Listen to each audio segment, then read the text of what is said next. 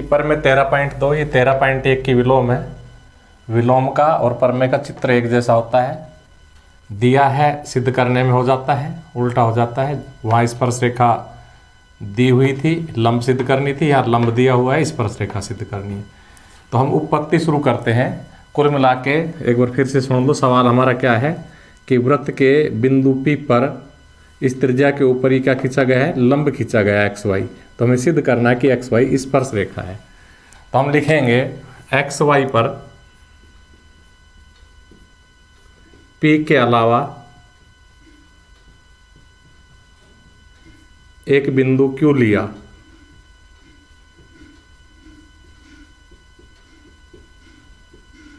एवं Q को O से मिलाया।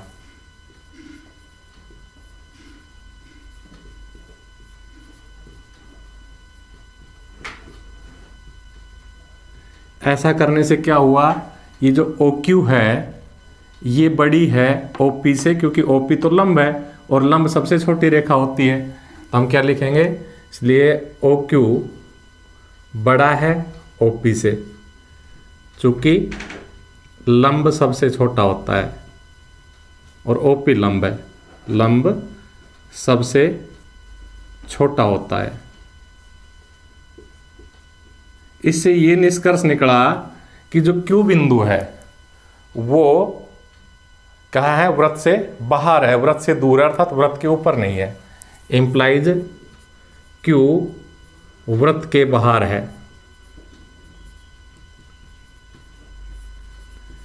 इसी प्रकार XY पर स्थित सभी बिंदु P के अलावा, क्योंकि P तो वृत्त के ऊपर स्थित है,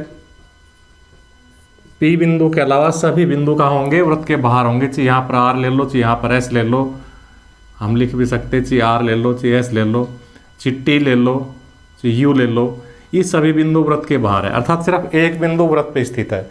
और यही स्पर्श रेखा की परिभाषा है कि ऐसी रेखा जो वृत्त को ठीक एक बिंदु पर स्पर्श करे, स्पर्श रेखा कहलाती है। और ये सिर्फ P पे ही स्पर्श करती है, अतः ये स्पर्श रेखा है, क्योंकि बाकी तो इसके सारे बिंदु वृत्त के बाहर है, वो वृत्त को स्पर्श ही नहीं करेंगे। तो इसी प्रकार XY पर स्थित सभी बिंदु P के अलावा वृत्त के बाहर स्थित है। और जब सभी बिंदु वृत्त के बाहर स्थित हो जाएंगे तो एक बिंदु पर वो वृत्त को स्पर्श करेगी। अतः XY केवल P बिंदु पर वृत्त को स्पर्श करती है।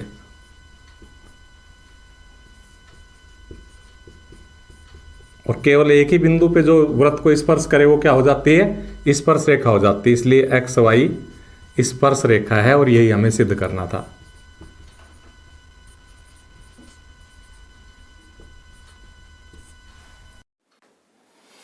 पर में 13.3 मोस्ट इंपॉर्टेंट है। इससे इंपॉर्टेंट पर में पूरे गणित में कोई नहीं है। पूरे चांस है इसके आने के, और इस पे आधारित सवाल तो नहीं फिर आएंगे ही।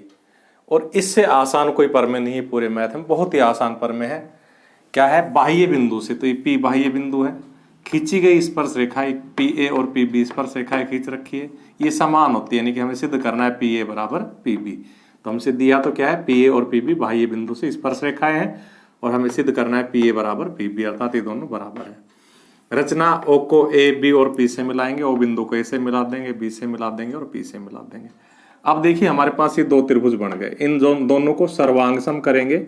जैसे ही दोनों त्रिभुज सर्वांग सम होंगे तो इनकी संगत भुजाएं PA और PB आपस में बराबर हो जाएगी। इनको सर्वांग सम करना बहुत ही आसान है। अभी हमने पर में सिद्ध करी थी 13.1 कि स्पर्श रेखा और त्रिज्या के बीच में 90 डिग्री का कोण होता है। तो इस त्रिभुज का एक कोण ये 90 डिग्री है और इस त्रिभुज का एक कोण ये 90 डिग्री है। नंबर 2, 90 डिग्री के सामने कर्ण होता है, दोनों का कर्ण साझे का है, अतः दोनों में कर्ण भी बराबर है। और एक एक भुजा, क्योंकि एक ही वृत्त की त्रिज्या है, अतः इनकी एक एक भुजा भी बराबर है। और इस प्रकार से RHS के नियम से दोनों त्रिभुज सर्वांग सम हो जाएंगे। सर्वांग सम होते ही PA बराबर PB, बहुत ही सिंपल है। तो हम लिखेंगे त्रिभुज OAP, त्रिभुज OAP का मतलब ये वाला, वह त्रिभुज OBP में, वह त्रिभुज OBP में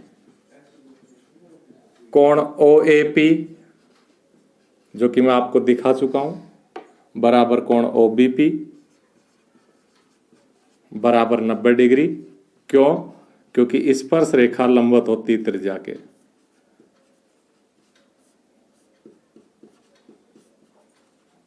नंबर 2, कर्ण OP बराबर कर्ण OP उभयनिष्ठ।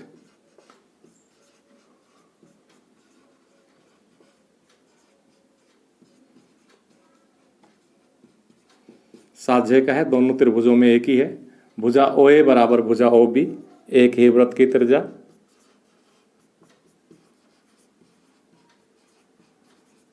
एक ही वृत्त की त्रिज्या लिखना ठीक रहेगा, मैं सीधा त्रिज्या लिख रहा हूं शॉर्ट में। इसलिए कौन सा नियम लग गया इसमें? RHS का नियम। अर्थात ये ऐसे दो त्रिभुज जिनके 90 डिग्री के कोण है, कर्ण बराबर है, भुजा बराबर है, तो RHS नियम से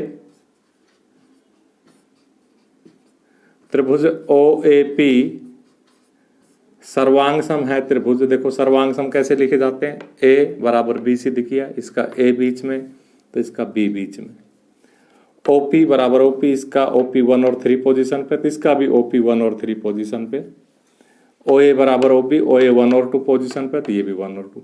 अगर ये त्रिभुज सर्वांगसम है तो फिर PA अर्थात नंबर 2 और 3 बिंदु से बनी भुजा, इसमें भी 2 और 3 से बनी भुजा के बराबर अर्थात PB के बराबर हो जाएगी। यही हमें सिद्ध करना था। तो बहुत ही मोस्ट इंपॉर्टेंट और बहुत ही आसान। देखो एक बिंदु से खींची गई स्पर्श रेखा की लंबाई ज्ञात की, जबकि बिंदु की वृत्त के केंद्र से दूरी 13 सेंटीमीटर। तो ये वृत्त बनाया, वृत्त के केंद्र से 13 सेंटीमीटर दूर ये बिंदु लिया और इससे ये हमने स्पर्श रेखा खींची और इस स्पर्श रेखा की लंबाई PA ज्ञात करनी है, जबकि वृत्त की त्रिज्या 5 सेंटीमीटर है। तो हम सवाल को पढ़ते गए, चित्र बनाते गए। चित्र जैसे ही बना ये समकोण त्रिभुज बनेगा, क्योंकि त्रिज्या और स्पर्श रेखा के बीच में 90 डिग्री का कोण होता है और 90 डिग्री के सामने कर्ण होता है। तो हमें कर्ण मालूम है, लंब मालूम है, आधार मालूम कर लेंगे। तो क्या लिखेंगे? हम लिखेंगे AP square plus OA square बराबर OP स्क्वायर। एक बार चित्र में देख लो, AP स्क्वायर यानी कि आधार स्क्वायर, OA स्क्वायर यानी कि लंब स्क्वायर बराबर OP स्क्वायर यानी कि कर्ण स्क्वायर। इसमें मान रख दो, AP स्क्वायर प्लस OA का मान 5 दिया हुआ है, OP का मान 13 दिया हुआ है। इस प्रकार से AP कैलकुलेट कर लो आप। 13 गुणा 13 169 में से 5 5 25, यहाँ प्लस है, उधर जाके माइनस हो जाएगा। और हम जब घटाएंगे तो घटा आएगा 144, इनका स्क्वायर हटा देंगे क्योंकि हमें AP चाहिए, स्क्वायर हटाने के बदले में वर्गमूल। और इस प्रकार से वृत्त की स्पर्श रेखा की लंबाई 12 सेंटीमीटर आ जाएगी।